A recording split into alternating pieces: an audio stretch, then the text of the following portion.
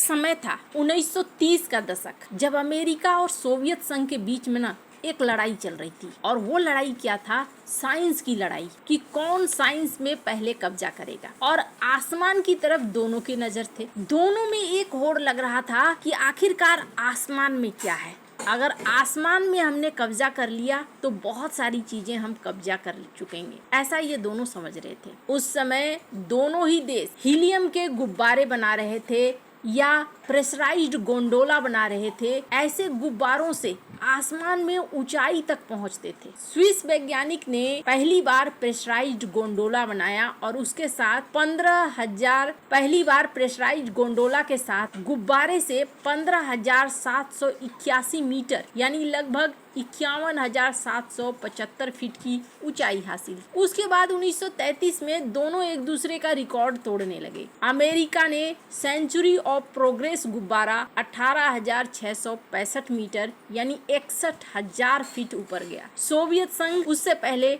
19,000 metre के आसपास पहुंच गया। इस तरीके से एक रिकॉर्ड चलता रहा। फिर अमेरिकी गुब्बारा आया एक्सप्लोरर 2। इसने 22,000 मीटर तक ऊंचाई हासिल की। लेकिन ये वो गुब्बारे की कहानी मैं आपको क्यों सुना रही हूँ। फिर एक दौर आया 1967 से 1958, 1957 से 1958 और अमेरिका ने एक प्रोजेक्ट लॉन्च किया। अमेरिकी वायुसेना ने खास तौर पर 3 पायलटों ने अलग अलग उड़ानें भरी। इस प्रोजेक्ट का नाम था प्रोजेक्ट मैनहाई। 30 किलोमीटर तक पहुंचे आसमान में और फिर ये वापस आए। ये एक खास तरीके का परीक्षण था जहां सोवियत संघ और अमेरिका दोनों ही जानना चाह रहे थे कि पृथ्वी के ऊपर आसमान में कितनी दूर तक वो जा सकते हैं, क्या क्या प्रभाव पड़ सकता है, कौन कौन से उपकरण हमारे काम कर सकते हैं और कौन कौन से नहीं। अब ये जो इलाका है ना, इस इलाके को कहते हैं नियर स्पेस। उस जमाने में अमेरिका ने दौड़ लगा दी थी, लेकिन फिर अमेरिका ने इस दिशा में थोड़ा सोचना कम कर दिया। लेकिन फिर चाइना का उदय हुआ। चाइना के पास पैसे जैसे जैसे आने लगे, चाइना ने इस जगह पर अपनी खोज, अपनी सोच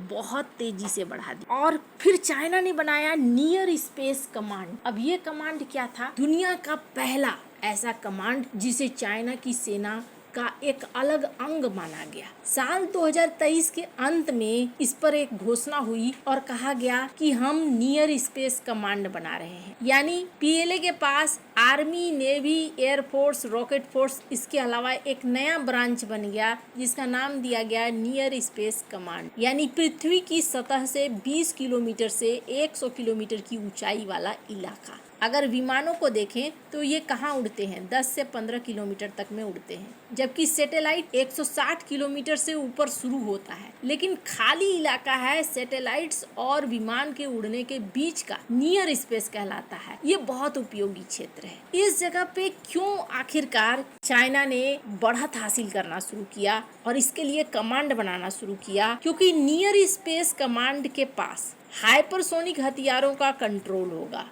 और हाइपरसोनिक हथियार क्या करते हैं? ये हथियार मैक 5 की गति से उड़ते हैं, फिर मिड फ्लाइट में दिशा बदलते हैं और ये सब कुछ नियर स्पेस से बहुत अच्छे से मैनेज होगा।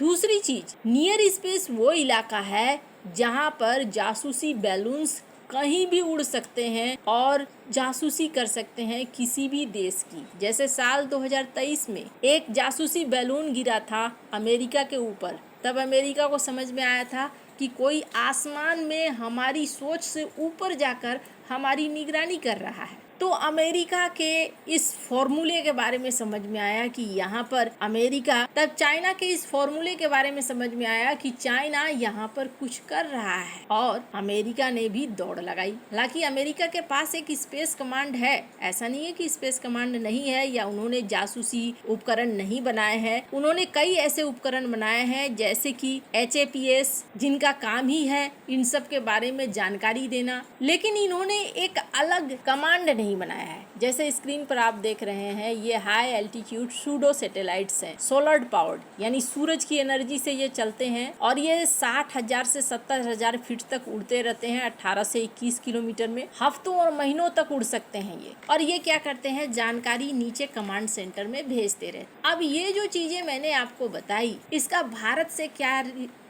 क्या रिश्ता है? DRDO सचमुच में बहुत अच्छा काम कर रहा है। हाल के सालों में जिस तरीके से DRDO ने काम करना शुरू किया है, इसने बहुतों की नींद उड़ा दी है। स्क्रीन पर एक आर्टिकल देखिए, DRDO की तरफ से ये घोषणा की गई कि हम अग्नि 6 के लिए तैयार हैं, गवर्नमेंट के हाँ का इंतजार है। अभी एक नोटम भी जारी किया गया है, स्क्रीन पर इस नोटम को देखिए, जिसमें कहा जा रहा है कि आने वाले दिनों में एक बेहद लॉन्ग रेंज मिसाइल का परीक्षण भारत करेगा। DRDO बहुत तेजी से कई हथियारों को बना रहा है, जिसमें हाइपरसोनिक हथियारों को भी बना रहा है। ये वे मिसाइलें या ग्लाइड वाहन हैं जिनको मैक 5 से ज्यादा तेजी से उड़ाना है। खासियत ये है, जैसा मैंने कहा, मिड फ्लाइट में ये दिशा बदल सकते हैं और इनको रडार से डिटेक्ट करना या रोकना बहुत मुश्किल होता है। लेकिन DRDO एक और काम कर रहा है और DRDO नियर स्पेस में अपनी सैन्य क्षमताओं को बढ़ा रहा है। हाइपरसोनिक मिसाइलें,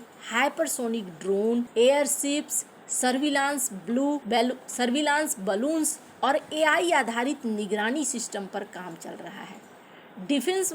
डिफेंस मिनिस्ट्री के विजन 2047 के तहत भारतीय वायुसेना के लिए नियर स्पेस कमांड बनाने की योजना है। यानी भारत भी एक ऐसा कमांड बनाएगा जो भविष्य की युद्ध रणनीतियों में बेहद भूमिका निभाएगा। तेज स्ट्राइक, बेहतर निगरानी और दुश्मन के डिफेंस सिस्टम को तोड़ना, ये नियर स्पेस से मुमकिन हो पाएगा। क्या भारत इस पर काम कर रहा है और क्या क्या काम कर रहा है? अभी अगर बात करें तो DRDO कई प्रोजेक्ट पर काम कर रहा है, जिसमें से एक है HSTDV hypersonic technology demonstrator vehicle. 2026 में 12 मिनट का ग्राउंड परीक्षण सफल रहा था। LRASHM 1500 किलोमीटर रेंज वाली हाइपरसोनिक एंटीशिप मिसाइल जनवरी 2026 के रिपब्लिक डे परेड में पहली बार सार्वजनिक रूप से दिखाई गई थी। प्रोजेक्ट विष्णु, प्रोजेक्ट ध्वनि, जो लंबी दूरी के hypersonic cruise missile glide vehicle पर काम कर रहे हैं। ETLD HCM